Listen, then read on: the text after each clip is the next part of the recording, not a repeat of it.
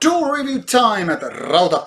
Well, today it's kind of two different types of bands doing totally two different types of albums. So this dual review makes absolutely no sense, except in my mind, which is nice to combine just two different types of music, which this time are more good than bad. However, since we have only limited amount of days for videos, we just have to go with this. And to be honest, I wouldn't actually be reviewing this for video, this other album, which I'm going to show you in a bit, but it was requested by the label, I think, so let's do the favor. So what we have here is Alkymist with Y from, well, Denmark. I have to think that for a bit. And then we have Void, or Vcid, written in kind of a void way, from France. I don't know what this hipster thing is going, but I'll try to put that behind my back and just forget it and go with the music. So Alkymist, let's start with that because that's the one I listened first. As you can see, this is beautiful CDR copy, ooh, ultra rare. And these covers, wow, these are almost like Xerox badassery from 80s. Woo! Well, that's about the covers, that's about the lyrics, so we can move on to the actual music. Now, Alkymist is kind of a post-futuristic progressive doom metal. If that doesn't make sense, don't worry, it didn't make sense at all to me before I started to listen to the music, that is. And the thing is, that actually makes sense when you actually start to listen to the music. Now, progressive doom metal might be the closest which actually makes sense with this kind of music because, well, this is kind of a doomy stuff, which is almost kind of a sludgy too, in a certain extent. And there are certain types of kind of a retro-ish vibes to the music as well. Something that kind of has reminders from 70s, and also, which is something maybe to me alone to pick this up, but if Paradise Lost would have gone to different direction after Shades of God in the early 90s, this is actually the direction where they might have been ending to, because some of the riffs, some of the atmospheric parts on this album are actually very Paradise Lost like.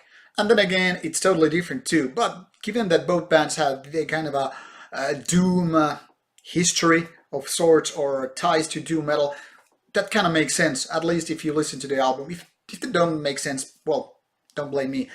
Also, there are parts that are kind of a post-metallic, post-metallish, and also some very futuristic ways because it's kind of a progressive. So it's kind of like this retro time capsule post whatever stuff, and it sounds so much worse than what it actually is when you listen to it. Some of the parts are really beautiful and also really ultra heavy. This is actually a very leaden album, so in so many ways. So at least I can really much appreciate what these guys are done, and I kind of understand if there has been sort of a hype with this band with their previous release, which was called Element EP. I haven't heard it, I don't know.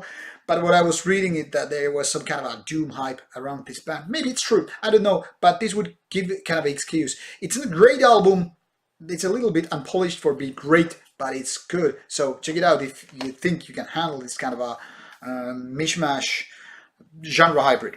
The next one is from France, like I said, it's called Void, with a really beautiful threefold digipack release by Ladlow. As you can see, your lyrics are on the sheets here, and then there's CD obviously in the middle, and some cool band logo thing. This is kind of a Void with C, so if you replace C with O, it's kind of a crescent moon. It doesn't really have that on the logo, but sometimes the band name is written like Void, but the O is being the crescent moon. So technically, if you look it up on the Metal Archives, don't make the mistake I did, searching Void, but VCID.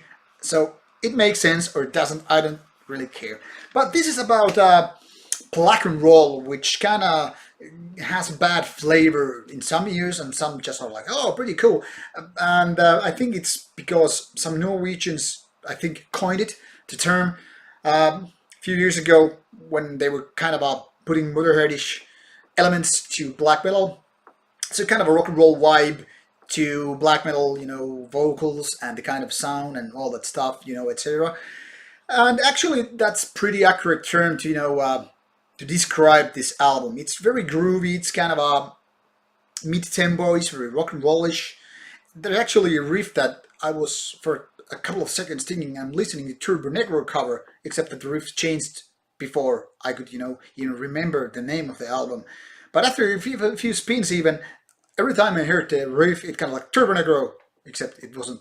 But anyhow, there are a couple of faster parts, which are then again more kind of a Norse core type of black metal, and other times it's just mid-tempo, kind of a groove stuff.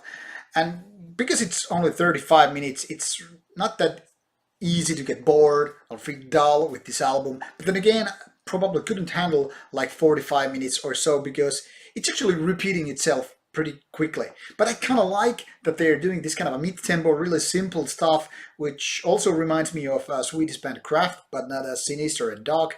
And also Satyricon latest or later albums, which again have a certain type of groove, which is also present with Void album.